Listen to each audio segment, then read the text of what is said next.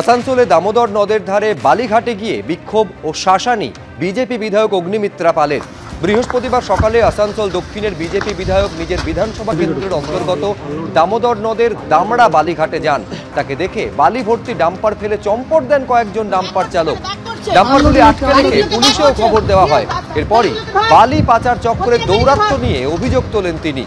যদিও আসানসোল পুরসভার তৃণমূল কাউন্সিলর অশোক রুদ্রর দাবি, ভোট আসতেই নাটক করছেন বিজেপি বিধায়ক। পুলিশ বেআইনি বালি পাচারের বিরুদ্ধে অভিযান চালায়।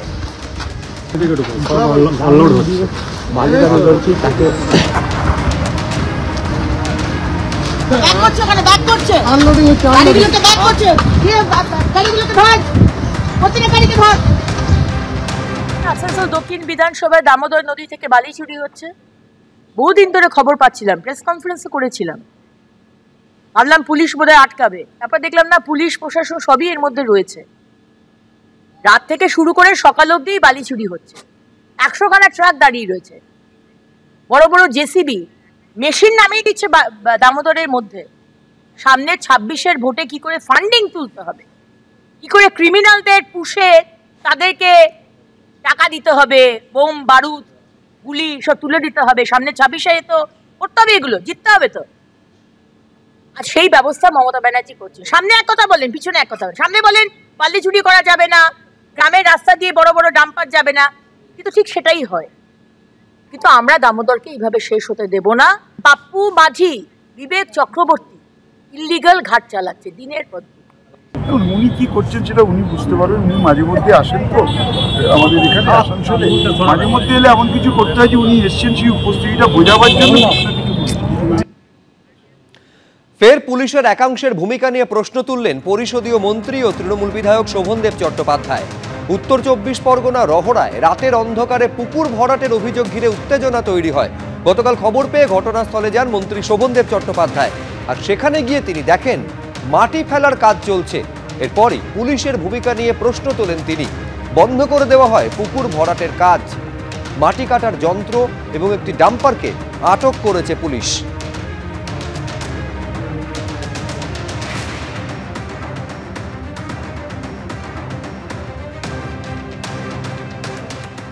করতে একদিনও হয়নি, এটা অনেকদিন ধরে চলছে। মুখ্যমন্ত্রী বারবার করে বলছেন যে জলাশয় বন্ধ করা চলবে না, জলাশয় বন্ধ করা চলবে না, বারবার করে বলছেন, বিধানসভায় বলছেন, বাইরে বলছেন, নবান্ন থেকে বলছেন।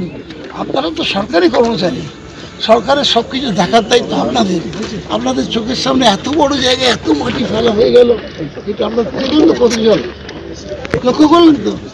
সুপ্রিম কোর্টের রায় আছে, সমাজ যেখানে জল জমে থাকবে সেটা জলাশয়। কিন্তু আপনারা আইনের রক্ষক, আইন তো আপনারা জানেন। আপনি অবশ্যই বলবেন কি আমি বলেছি যে এটাকে এবং এই মাটি বা তুলে বার করে যে ফেলেছে সে বার করবে। আমরা করবো না, আমাদের এত পয়সা নেই। যে ফেলেছে সে তাকে বার করতে হবে, আবার পুরো ব্যবস্থা ফেরত করতে হবে। আমি তো আমি ফোন করেছিলাম, বললো ওসি এখন রক্ত দিচ্ছে। ওসি রক্ত দিচ্ছে বলতে পারলাম না, বুঝতে পারলাম কিসের রক্ত হচ্ছে। ওটা রক্ত দিচ্ছে না রক্ত তৈরি হচ্ছে আমি জানি না। তা আমি ওসিকে বললাম, ওসি ধাপে আমি কমিশনারকে ফোন করলাম। কমিশনার বললাম এক্ষুনি অ্যাকশন নিচ্ছি। আমি তো খবর পাওয়ার সঙ্গে সঙ্গে প্রশাসনকে জানাই, কারণ আমি এর বিরুদ্ধে বলে আমি জানাই, প্রথম থেকেই জানাচ্ছি।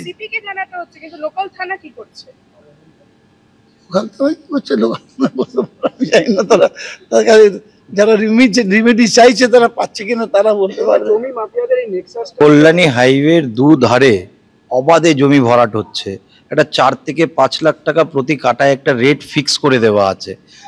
মাটি ভরাট থেকে শুরু করে কাগজ তৈরি করা দেওয়ার দায়িত্ব সবটাই তৃণমূলের নেতাকর্মীরা নিচ্ছে। তো যখন বাকি জমিগুলো ভরাট হচ্ছিল উনি কোথায় ছিলেন? আজকে এই জমি ভরাটের থেকে ওনার কাছে হয়তো টাকা পৌঁছায়নি, সেই কারণে উনি আজকে এটা নিয়ে প্রতিবাদ করছে। ওনার ছেলে তো কল্যাণী হাইওয়ে দুধারে সবার থেকে টাকা তুলছে।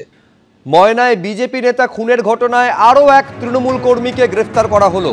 বাকচায় বিজেপির বুথ সভাপতি বিজয় কৃষ্ণ ভূঁইয়া খুনের মামলায় এনআইএর হাতে বুদ্ধদেব মণ্ডল নামে এক তৃণমূল কর্মী। আরো বিস্তারিত আমরা জানবো, আবির দত্ত আমাদের প্রতিনিধি রয়েছেন। আবির, ঠিক কি ভূমিকা এই খুনের ঘটনায় বুদ্ধদেব মণ্ডলের ছিল বলে এনআইএ তদন্তে উঠে এসেছে? দেখো, তোমাকে জানাই যে গতকাল ভোর 5টা থেকে সেই অঞ্চলে তল্লাশি অভিযান চালায় এনআইএ। এবং তল্লাশি অভিযান চালানোর পর এই বুদ্ধদেব মণ্ডল যে পলাতক অবস্থায় ছিল তাকে কিন্তু পাওয়া যায়, এবং তারপর তাকে পাওয়ার পর তাকে, সে একজন তৃণমূল কর্মী, তাকে দীর্ঘ জিজ্ঞাসাবাদের পর আজকে তাকে গ্রেপ্তার ঘোষণা করা হয়েছে।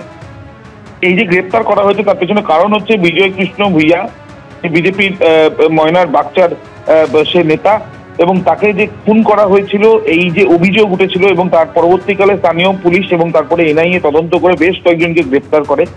এবং 2023 সালে এই ঘটনা যখন ঘটে তখন 34 জনের বিরুদ্ধে মামলা করেছিল পুলিশ, এবং তদন্তভার এনআইএ যখন নেয় তারপরে বুদ্ধদেব সহ বেশ কয়েকজন পলাতক ছিল, বাকি বেশ কয়েকজন গ্রেপ্তার হলো, তাদের মাধ্যমেই বুদ্ধদেবের খোঁজ করা হলো।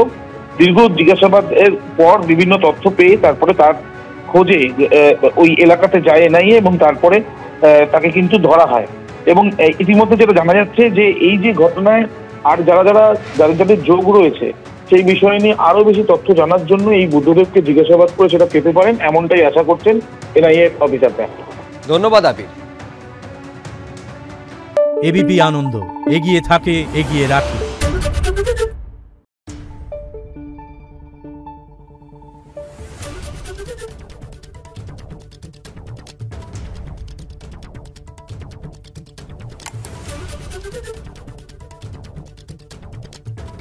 Thank you.